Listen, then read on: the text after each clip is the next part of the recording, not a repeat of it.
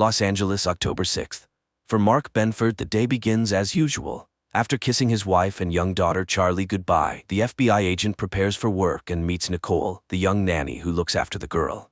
Olivia is also getting ready for her shift at the nearby clinic, but before leaving, she dials the number of her assistant, Bryce. However, at that moment, he arrives at the pier, intending to take his own life. At work, Mark and his partner Dimitri begin surveillance of a suspect. When the woman is joined by accomplices, the agents start a pursuit. The suspects notice the surveillance, leading to a high-speed chase. At the pier, Bryce prepares to pull the trigger, while the entire city remains unaware of what is about to happen. Mark takes a sharp turn, and something strange happens. His entire life flashes before his eyes. In this vision, the agent sees a board with clues and connections, and then he hides from bandits who have come after him. Coming to his senses, Mark realizes that he wasn't the only one who blacked out. Chaos ensues around him. Hundreds of cars have collided, and people are frantically trying to find help. The agents spot the suspect's car and head towards it. Only the woman remains alive, but she babbles something nonsensical about frightened horses. Mark leaves Dimitri by the car and rushes to his wife to check on her. As he runs through the streets, he realizes the situation is much more serious. The blackout affected the entire city and caused widespread destruction. Olivia informs her husband that hundreds of injured people are being brought to the hospital. She ends the call and attends to a patient, a boy involved in an accident. Amazingly, the teenager recognizes Olivia and calls her by name. At the bureau, the staff is urgently gathered, and Stan Wadek reports the first piece of information. People around the world lost consciousness. It is evident that millions of people died because of the blackout, but Mark is concerned about something else. He admits that he didn't just lose consciousness. During that time, it felt as though he was transported 6 months into the future, to April 29th, and he clearly saw what would happen to him on that day. His colleagues support him, and everyone shares their visions. Only Dimitri remains silent. During the blackout, he saw nothing. Mark and Dimitri organize a board to collect clues, and Benford recognizes it as the one from his vision. He mentions a name that stuck with him, D. Gibbons. According to him, this name is where the investigation should begin. Olivia hesitates, but eventually decides to tell her husband about her vision. She saw herself happy, but with another man. Mark convinces himself that it might just be an illusion, but his vision starts to come true that same evening. Charlie gives her father a bracelet that he saw on his wrist. Olivia has to take Charlie to the clinic so she won't be left alone. While she revives her daughter's favorite toy, Lloyd, the father of the injured boy. Dylan enters the room. The doctor is horrified to recognize Lloyd as the man from her vision, but he doesn't recognize her. In his memory, he didn't see his companion's face because he was always turned away. Meanwhile, the agents return to work, and unexpectedly, Dee Gibbons herself comes to the bureau. It turns out she is a religious woman who brings the agents cupcakes and doesn't understand what role she is supposed to play in the global blackout. The agents check Dee Gibbons and find out that on the day of the catastrophe, someone else with the same name used her credit card. Without delay, the agents fly to Utah, where they are met by Sheriff Keeban. During the conversation, the young woman mentions that she, like Dimitri, saw nothing during the blackout, and the guy hopes that it was just a peculiarity of some people. While the agents try to find Dee Gibbons, the bureau studies a strange video. A man who remained conscious was spotted at a baseball stadium. Mark notices an abandoned doll factory, and recalling an image from his vision, suggests checking the building. The agents immediately realize that someone is inside the factory, but they fail to remain unnoticed. An alarm goes off, and hundreds of dolls begin to sing. Mark and Dimitri find the suspect, but they don't see his face. The psychopath utters a strange phrase and throws a lit lighter. Sheriff Keeban dies from shrapnel injuries. Dimitri understands that his fear is not unfounded. He didn't see his future because that day will not come for him. Checking Dee Gibbons' phone yields results. The unknown person called an unidentified guy from the stadium. Hawk tells Dimitri about her vision. The girl saw herself pregnant in an ultrasound room. Following her colleague's advice, she decides to post her vision on the website that the FBI created to collect memories. Noah decides to follow suit. He also posts his information on the Mosaic website, stating that he saw nothing. The guy's inquiry is answered that same evening. An unknown woman calls from a hidden number and says she saw an intelligence report. According to it, the agent will die on March 15th, a maximum security prison in Germany. One of the inmates, Rudolf Geyer, strolls through the yard chatting with a guard about the blackout. That same day, Mark receives a message from the old man. He knows what caused the blackout, but will only tell Agent Benford in person. Dimitri meets Zoe, his fiancée. The girl happily tells him that in her vision she saw their wedding in Hawaii, and the agent begins to hope that he can change his fate. Mark gets permission for a trip to Munich. He meets with the old man, but Geyer promises to reveal the truth only if he is deported to the US and all charges against him are dropped. Dmitri meets the customs officer from Geyer's vision, and he confirms the old man's memories. The old prisoner gets his way. He receives a pardon, but when it comes to his testimony, it turns out that he only knows about the dead crows and that it is somehow connected to the scriptures. Benford hopes that the old man's words will be of some use. He asks Hawk to check all cases of mass bird deaths. The agents manage to find out that a similar incident was recorded in Somalia many years ago. Mark asks to be sent to Somalia, but after the failure in Germany, the agent's request is denied. Then Benford asks Al to contact a former suspect in a hacking case to help him obtain the necessary information. Meanwhile, Dmitri returns to interrogate the girl they were tailing on the day of the blackout. The guy is sure she knows what happened, but she insists that the agents are looking in the wrong place and that Dmitri should hurry, as he has little time left. Despite Olivia's request to transfer Dylan, he is kept in the ward, but she doesn't even suspect that the boy's father, Lloyd, poses a threat not only to her family. Answering a phone call, Lloyd talks to his accomplice, the one who, together with him, caused the worldwide blackout. The agents are attacked. This prompts the CIA to get involved, and all agents are sent for a polygraph test to determine why someone is now trying to eliminate them. After the interrogation, the government convenes a meeting to decide whether to continue funding the Mosaic project. Stan understands that this is the only way to gather enough information, and they must defend their case. The Senate hearings begin at 10:30 p.m., and the floor is given to Agent Benford. Mark starts to falter in his testimony because he hesitates to tell the truth. In his vision, he was drunk. While Mark struggles, his colleagues find something interesting. In satellite images, they find strange towers in Somalia. Hawk immediately informs Mark of the discovery. After a private conversation with the president, Stan finds his subordinates and tells Mark that they have secured funding. Mark calls Janice to share the good news and to warn her that they will soon return from Washington, but at that moment, the agents are attacked for the second time. In the dining car, a passenger notices an attractive fellow traveler, and to get her attention, he starts talking about the blackout. While he tries to charm the beauty, hoping to lure her to his compartment, Janice Hawk is brought to the hospital in critical condition. Learning about the attack, Olivia tries to call her husband, but soon, he personally appears at the hospital with his colleagues. The agents visit the deceased attackers. Examining the bodies, Dmitri finds a mark on one of them, a blue hand. Mark saw the exact same symbol in his memories, and it was somehow connected to the worldwide blackout. Dr. Simon Campos, the charming guy from the train, gets what he wants, and the girl ends up in his bed, but soon she begins to regret it. The stranger tells her that in his vision, he takes someone's life and enjoys it. Lloyd arranges a party for his son and brings him a Halloween costume. But as soon as the man gets distracted, Dylan leaves. The boy gets on the first bus he finds and makes his way to the right address. Dylan enters the Benford house, uninvited, calling it his home. Dmitri finds another blue hand, but this time on a road sign. Following the direction indicated, he sees another marker and continues on. The nanny calls Mark and tells him about the little guest. The man is shocked to learn that Charlie knows the boy well, even though she has never met him before. Lloyd arrives at the house and immediately recognizes it as the one from his vision. Mark also instantly understands who this man is, and when Olivia enters the room, everyone feels awkward. The agents arrive at an abandoned house, which is also marked with the blue hand. Breaking in, they find several bodies with their hands smeared in blue paint. Returning his son to the hospital, Lloyd decides to head home for some rest, but in the backseat of his car, an old acquaintance is waiting. Dr. Simon Campos, the pathologist, informs the agents that all the deceased found in the abandoned house had taken their own lives. Agent Fiona Banks arrives from London at the bureau. Her American colleagues brief her on the Blue Hand ghost community. It consists of those who did not see their future, including all the deceased discovered in the abandoned house.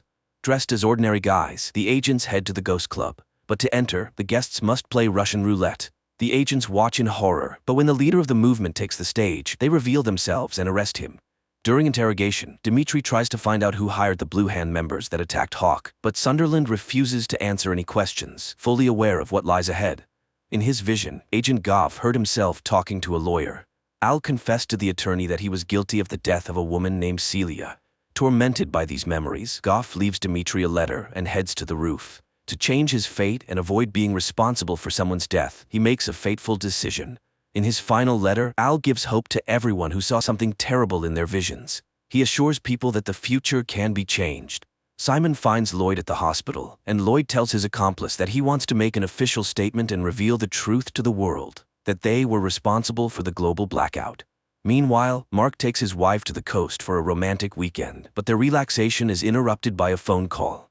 Benford is informed that a criminal with star tattoos on his hand has been found, the one Mark saw in his vision. Simon proposes a poker game to his accomplice.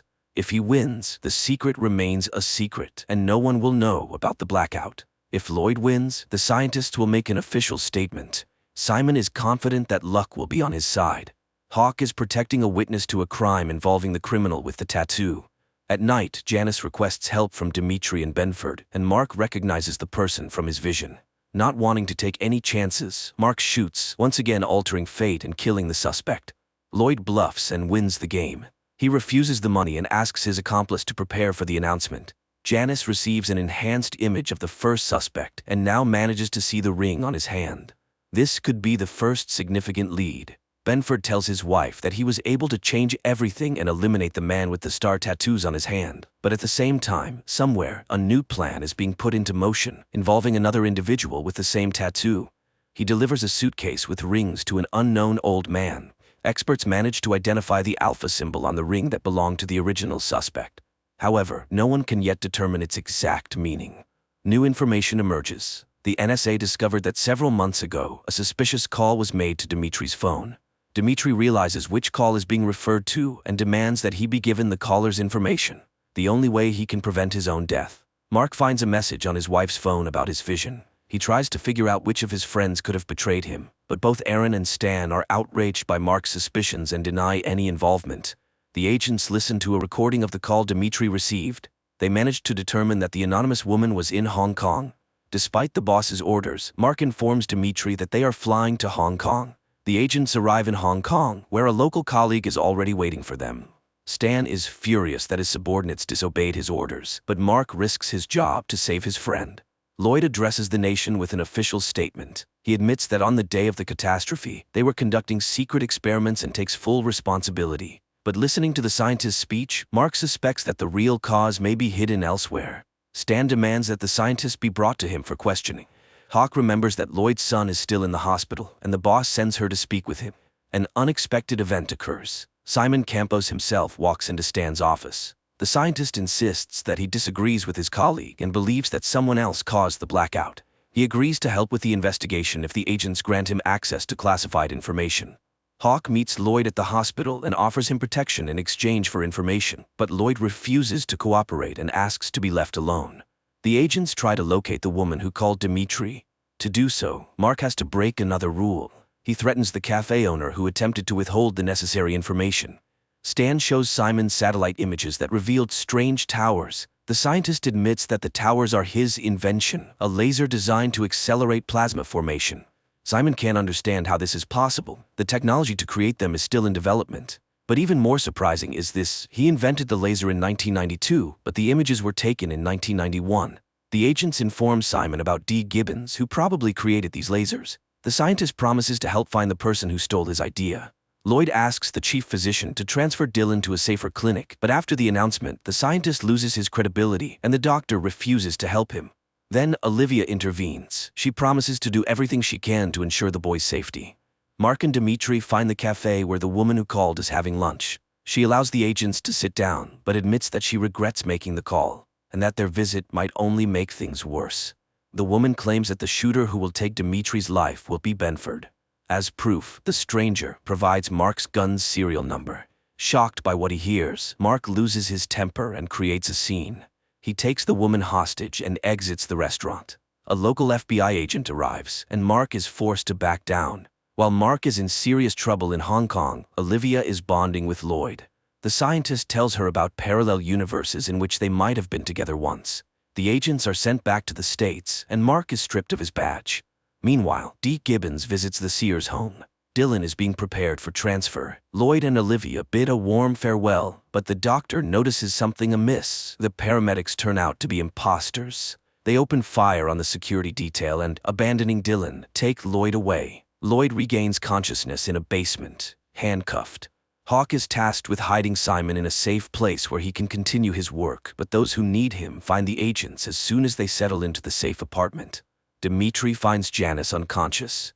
Meanwhile, Simon is taken to the basement to meet an old friend. The scientists try to understand who and why they were kidnapped, but the answer comes unexpectedly.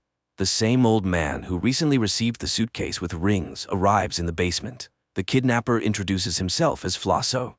He makes it clear that he won't be gentle, and the hostages should answer his questions precisely. Mark is assigned sessions with a psychotherapist, who helps him recall details from his memories that were previously hidden.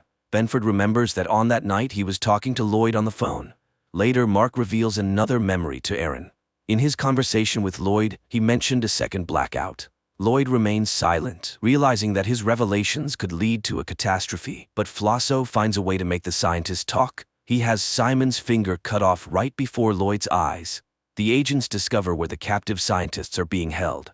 On the way to the basement, Dmitri calls Janice and asks her to join the operation. Unable to resist any longer, Lloyd tells everything that happened during the experiment, giving Flosso's specific details. At that moment, the agents storm the location, but it turns out to be empty. The only thing awaiting the agents is a booby trap. Driving around the city, Mark recalls the map from his visions and realizes where to search for the captives. By this time, Lloyd and Simon are being prepared for execution. The agent crashes into an abandoned store and rescues the scientists. Simon is loaded into an ambulance, but inside, he is met by Flosso. The old man apologizes for the finger and explains that it was to divert suspicion from the boy and to ensure Simon has no desire to rebel. He reminds him that Simon was the initial suspect. Several months earlier, after his father's funeral, unknown individuals took the scientist to a baseball game and ordered him to wear the ring. Thanks to it, he remained conscious while everyone else blacked out. The operation was led by D. Gibbons. Janice informs Simon that he will be held in custody for some time. The young man stages a spectacle and manages to escape, but not for long. When he arrives in Canada, Hawk is already waiting for him with armed soldiers. Hawk agrees to stay in Canada so that Simon can visit his family. But once again, Simon outsmarts the agent and escapes, despite wearing a special bracelet. Simon heads to a boat owned by an old friend, confident that no one will find him there. However, Hawk beats him to the boat, arriving even before he does. The pair returns to Simon's house, pretending that nothing has happened. The family prepares for dinner, and their Uncle Teddy arrives. Simon opens the door for his relative and is greeted by Flosso. During dinner, a call comes in, and Simon's mother says it's Annabelle, his sister, who left home after the blackout. Flosso prevents Simon from answering the phone and shows him a video. His sister is being held hostage to ensure that Simon doesn't try to escape again. To further demonstrate the seriousness of his intentions, Flosso shows Simon a body in his trunk, the old man from the boat. Fed up with the blackmail, Simon decides to break free. He attacks Flosso and stops his heart. Mark brings Lloyd to his house and asks him to recall everything from his vision. Both men feel uneasy, but the agent knows that this is crucial for his investigation. Dmitri is confident that the Hong Kong woman's prophecy won't come true because he turned in Mark's gun for destruction. But attempts to change the future fail. The gun goes missing. The agents fly to Somalia to inspect the strange structures in person. Simon is part of the expedition, but he is denied a weapon. Meanwhile, in Los Angeles, Mark informs his boss that he has discovered D. Gibbons' real name, Dyson Frost, and that somehow he will be connected to Charlie. The team of agents comes under fire. Their guide tries to explain that they are on a humanitarian mission, but this doesn't stop the Somalis who kill the translator. The Somali leader realizes that he's being lied to. He has already seen foreigners arrive and set up the towers many years ago. He locks the visitors up and promises to kill them, one by one. The agents manage to disable the guards and take their weapons. They reach the helicopter, but it's already being looted by locals, forcing the agents to come up with a new plan. The team attacks their opponents but doesn't have time to escape. They are once again confronted by the leader. This time, everyone understands that there will be no chance to fight back. One of the guards, out of fear, reveals the truth about the visitors. Learning that they are FBI agents, the Somali demands a large ransom to help him take over the country. Janice manages to persuade the leader. She convinces him that their mission is not to start a war, but to prevent one. The Somali helps the group reach one of the towers. Simon examines the structure with surprise, noting that it was built exactly according to his design, but long before he developed it. Dmitri discovers a videotape that has been stored in the tower for 18 years. On the tape, the Somali recognizes his fellow tribesman, whom he believed died during the first blackout. The agents also identify the experiment's author. It was D. Gibbons. Exploring the tower's tunnels, the agents find a sealed room where villagers were imprisoned. Judging by the remains, the experiment's participants were killed. The Somali leader is enraged by what he sees and plans to take revenge on the Americans, but Vogel acts faster, leaving the Somali leader lying with his tribesmen. Dimitri reviews the tape again, and the next few seconds shock him. D. Gibbons from 1991 addresses him by name. The recording is sent to the department. Mark watches the message left by Gibbons many years ago. Following the criminal's clues, Benford deciphers the chess code and dials the phone number that Gibbons left specifically for the agents. Mark arrives at a chess club to meet someone who could help in the search for the scientist, but the only witness has been killed. Benford realizes that there is someone in the department leaking information.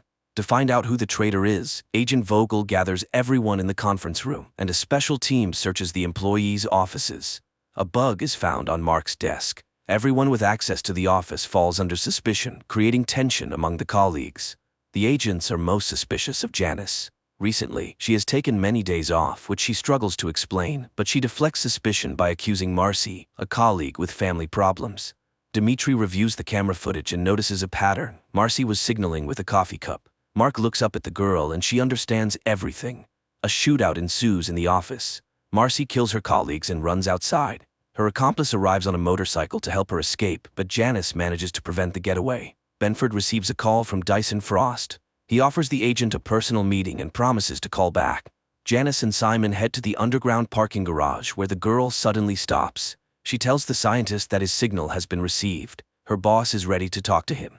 Simon realizes that Marcy was just a distraction. The real traitor has always been Hawk. The police inform the feds that a crime was committed the previous night using the stolen gun. Dimitri catches up with Marcy to find out to whom she passed the gun, but she only says that preventing Dimitri's death is impossible. The agents receive a signal that a criminal with Mark's gun is committing a crime in the city center. Dimitri steps forward, trying to distract the guy and persuade him to release the hostage. As soon as the assailant lowers his guard, Dimitri shoots. Despite the successful outcome, there is no relief. The gun in the attacker's possession has a different serial number. Agent Dimitri prepares for his wedding, trying not to think about the future. But while the bride and guests wait for him at the church, D. Gibbons attacks him at his home.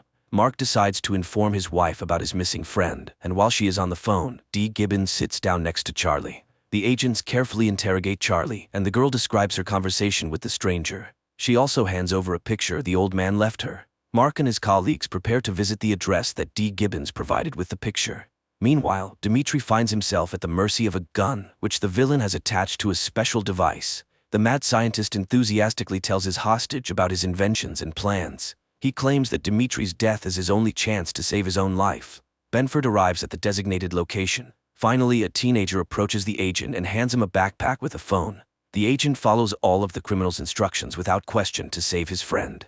He leaves his colleagues behind and, getting into the prepared car, successfully evades pursuit. D. Gibbons directs Mark along a highway through the countryside.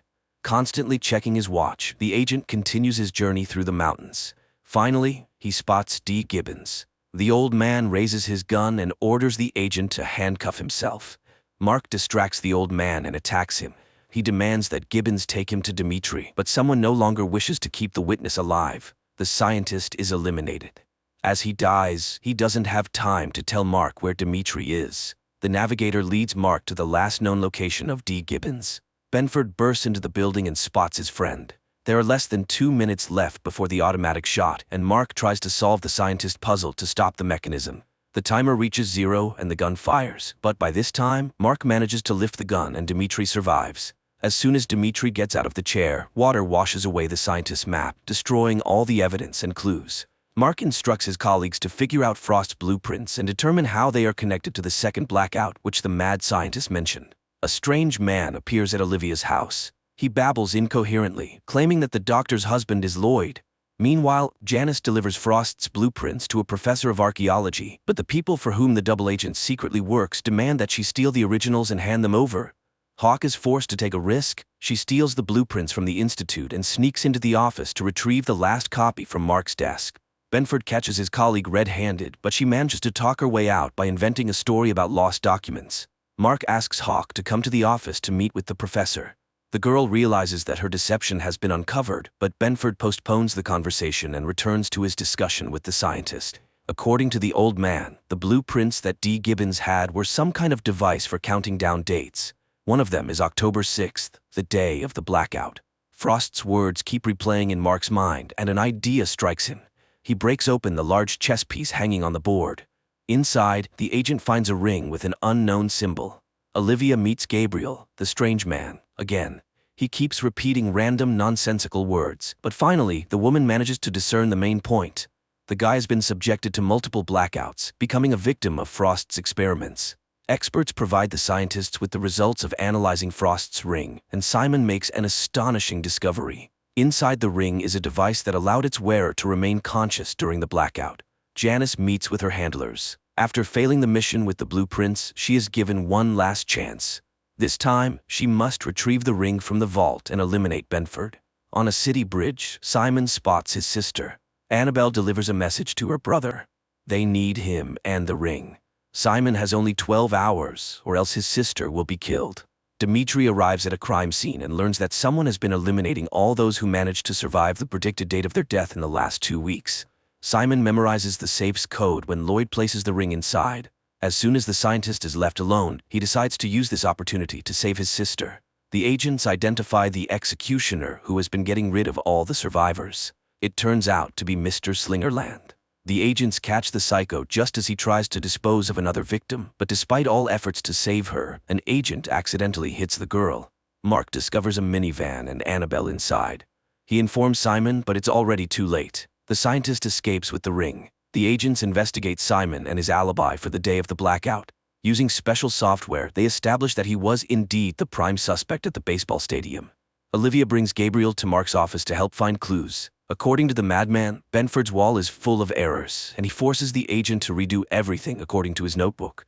During interrogation, Gabriel says that Frost wasn't the only leader. There was someone much more important, and he will repeat the blackout very soon. The deranged stranger shows a portrait of this person. It turns out to be the man Simon is currently talking to. Gabriel is set to be transferred to a safe house, and Janice informs her handlers about it. The minivan falls into an ambush, but instead of the strange madman, it's Mark disguised inside. But the agent's operation doesn't end there. He manages to infiltrate the villain's lair and capture the leader. Mark realizes who the traitor in their department is, but Janice still doesn't tell the truth. She claims she was only working for the CIA. Benford begins interrogating the main suspect. He wants to know how the villain caused the global blackout, but the scientist is confident that it doesn't matter. Regardless of how the day unfolds, the outcome will be the same. Benford will be dead by nightfall. Dimitri heads to Janice's house and finds Simon there. Hawk sees no other way out. She helps her partner arrest Simon, despite their previous arrangement. Despite warnings, Mark loses control and uses force to find out when the global blackout is planned. Stan realizes that Benford is not in control of himself and orders him to be removed from the office. At 6 in the evening, thousands of people gather in the streets to celebrate April the 29th, the day from the visions. Lloyd arrives at Olivia's house to ensure events unfold correctly, but the woman also decides to change her fate and leaves town with Charlie. Mark's chain of events also changes. He starts a brawl in a bar and ends up in a jail cell. With just over an hour left until the moment of truth, all the characters find themselves in different places, but Stan posts bail for Mark, and everything starts to fall into place. The agents return to the bureau due to a report of planted explosives. At the same time, Lloyd finds Olivia and asks her to return home so they can recreate the evening from their shared memories. The scientist's plan begins to unfold. Dylan writes the formula he saw Lloyd use on the mirror. The FBI building is attacked by masked assailants, but this doesn't stop Mark, and he finds himself in his place at the map with the clues. Simon infiltrates the corporation's server room to hack the computer and prevent another blackout. At the appointed time, Lloyd calls Mark and gives the date of the next blackout, the next 48 hours. Thanks to Gabriel's notebook, Benford learns the exact time. The blackout will happen in 12 minutes. The masked criminals destroy Mark's office and all his work, but the agent survives and tries to fight back. Simon notices that someone has remotely taken control of the program and he cannot stop it. Dimitri suspects the scientist did it on purpose, but Simon swears he is trying to prevent the catastrophe. Mark manages to warn his boss about the next blackout, but he can't get out of the building and is once again surrounded by armed mercenaries. With 30 seconds left before the explosion, Mark runs for the exit, but at that moment, the mechanism activates. and the world freezes again, glimpsing into its future. This is where the series ends. And